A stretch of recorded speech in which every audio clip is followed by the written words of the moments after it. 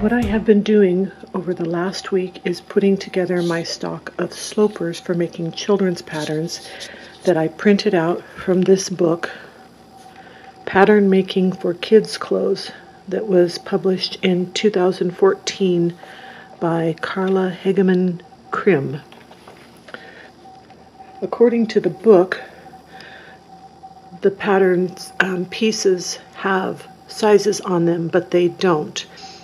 When I printed it off, I had trouble keeping the pages in order because of how they were coming out of the printer, and I didn't know it was that important.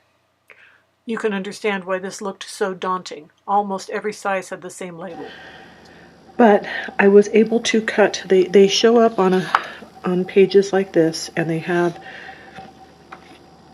guidelines for what to attach where. And I was able to put together all of these that you see from the first section, and so I'm still working on a couple of sleeves yet. This one's not together. So you can see that what you do is you take that and you match it over there, and if it fits, you tape it together. And then you can do, I find it easiest to do the sections like this, and then once these are done, take this and tape it here, but that doesn't look like it fits, as you can see. I'm still looking for another size topper to that sleeve because these two definitely fit together. So here's another one. Oh, that one fits. So I need to find the S2 for that for the sleeve. The larger sleeves had more pieces to find. They weren't all shaped the same. There are basically 5 sizes of fronts and bodices. However, after the first 2 sizes, which are listed as 4s and 6s, you have boys and girls separate. I went ahead and decided that the girls must be the ones with the darts and the boys without. And it's pretty easy to line them up and see the different sizes that way. The next time I printed the pattern pieces, I printed them carefully one at a time, and I wrote on each of them what piece they were supposed to be, what page it was supposed to be, and what size, because again, it's not anywhere else on the pattern. And you can see here, this has this F6 and this B9, and this means the front of something, and this means the back of something.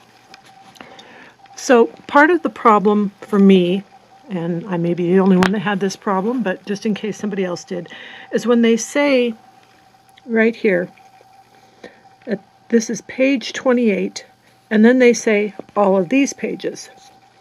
The page 28 refers to the page in the book that you can find these things. So here it talks about the bodice, and it shows the bodice slopers on page 28.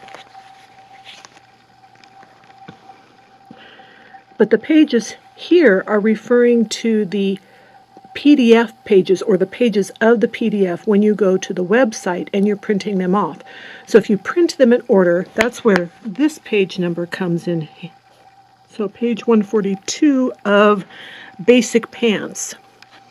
So Basic Pants are actually referred to in page 80 of the book, and then these are the pages in the PDF where these various sizes show up. Another trick that I had to figure out was that when it says put this address in your browser, and then each pattern can be accessed by typing in the relevant page number at the end of the web address. They give this example here. It was a little confusing to me. Well, it was a lot confusing because when I typed this in, a bunch of PDFs showed up and half of them worked.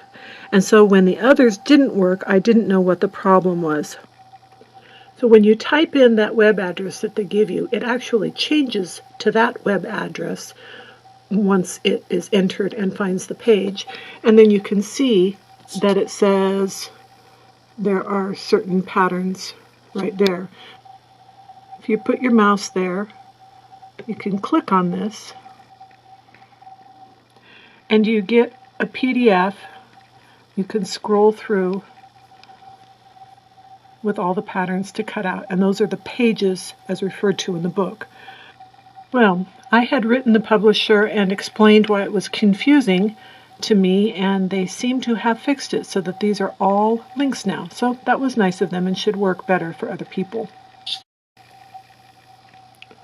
But if it doesn't, you can see from looking at the web address that the key is that you add the page number .pdf at the end, and that should take you to it. So now I have a drawer that has a bunch of the pants patterns and some of the peasant dress patterns that I have put together. And I have some stacks of patterns that I printed off, so I wanted to be able to put them together at my leisure. I have since made a couple of peasant dresses for a couple of granddaughters and also these pants, and I hope to make some tutorials in the future about that. Thanks for watching.